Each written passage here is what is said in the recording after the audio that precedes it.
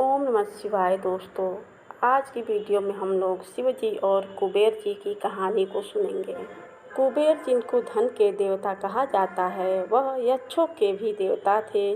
कहते हैं कि लंका पहले कुबेर की थी। रावण ने जब लंका पर कब्जा किया और कुबेर को वहां से निकाल दिया तो कुबेर को मुख्य भूमि की तरफ जाना पड़ा। प्रजा और राज्य को खोने के बाद कुबेर निराश हो गया था, इसलिए उसने भगवान शिव की आराधना और भक्ति शुरू कर दी। इस तरह से कुबेर एक शिव भक्त बन गया।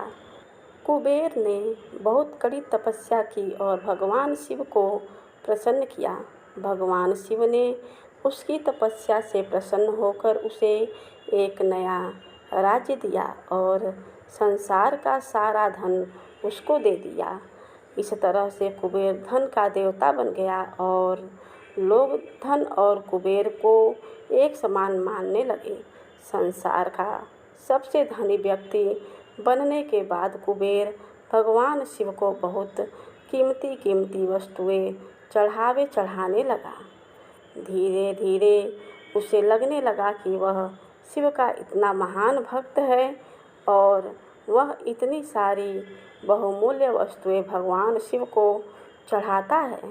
लेकिन सत्य तो यह था कि भगवान शिव ने कभी भी उसकी चढ़ाई विभूति के अलावा किसी और वस्तु को छुआ तक नहीं था।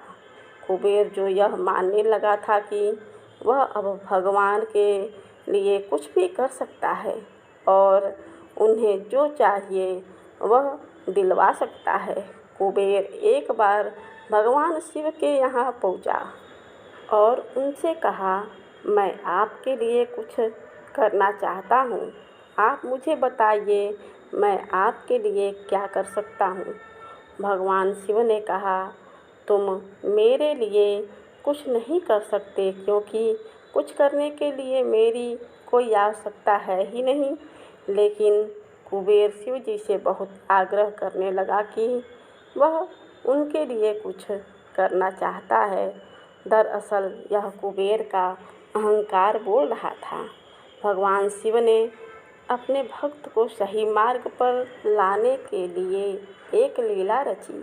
शिव जी ने कहा, देखो कुबेर, मुझे तो कुछ भी नहीं चाहिए। अगर तुम करना ही चाहते हो तो वह जो बालक है, भगवान शिव ने गणेश जी की तरफ उंगली दिखाते हुए कहा, वह हमेशा भूखा रहता है। उसे एक दिन अच्छे से पेट भर कर खाना खिला दो, बस इतना मेरे लिए काफ़ी होगा। कुबेर ने मन ही मन सोचा कि भगवान ने मुझसे मांगा भी तो क्या, एक बच्चे को खाना खिलाने का। बस यह सोचकर कुबेर गणेश जी को अपने साथ भोजन कराने के लिए ले गया। शुरू में कुबेर ने अपने कुछ रसोइयों द्वारा खाना बनाकर गणेश जी को स्वादिष्ट भोजन परोसा, लेकिन उसने देखा कि गणेश जी खाते ही जा रहे हैं तो उसने कई सैकड़ों रसोइयों को बुलाकर प्रचुर मात्रा में खाना बनाना शुरू रखा। एक तरफ खाना बनता जा रहा था और एक तरफ गणेश जी उसे खाते जा रहे थे। गणेश जी को इतना खाते देख कुबेर की चिंता बढ़ने लगी। कुबेर ने गणपति से कहा, गणेश जी, आप रुक जाइए, इतना ज़्यादा खाएंगे तो आपका पेट फट जाएगा।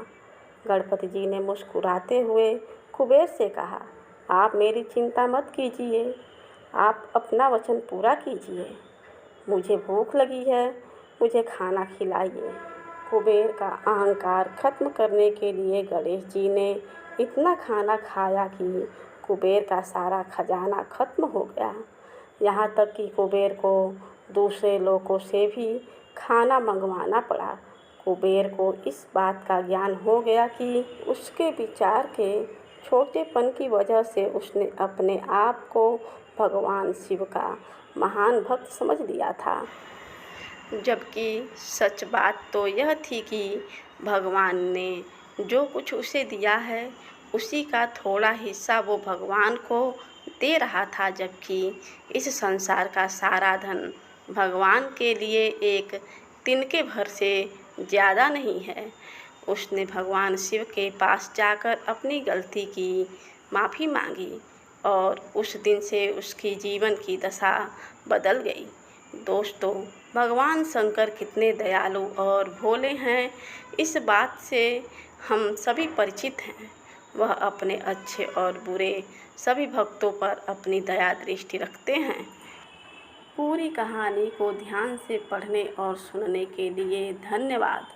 अंत में यही कहूँगी, भोलेनाथ आप सभी को सुखी रखें।